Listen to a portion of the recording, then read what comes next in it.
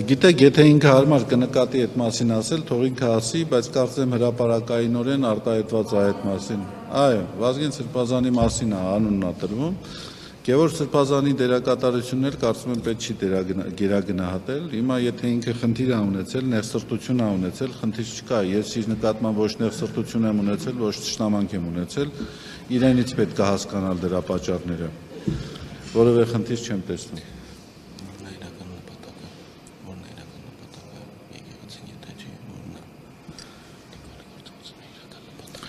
Գործողությունների իրական նպատակը։ Ուրեմն գործողությունների իրական նպատակի հետ կապված ես մի քանի վարկած ասեցի։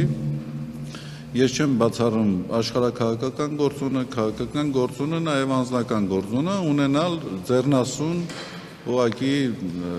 կառավարելի եկեղեցականներ կամ եկեղեցի։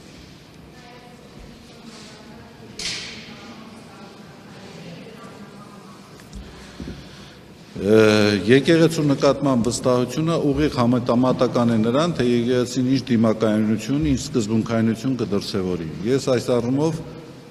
որևէ ձևով չեմ կարծում, որ հիմք եմ տվել մտածելու, որ սկզբունքայնության առումով որևէ զիջում լինելու է։ Չեմ կարծում, որ այդպիսի այսպես կասկած թողել է նաև կաթողիկոսի վարքագիծը, կաթողիկոսը որևէ ձևով զիջման, նահանջի միտում եւ նշան չի տվել։ Կաթողիկոսը իր դիրքերում է, եկեղեցու գլխին է եւ եկեղեցու առաջնորդության տակ։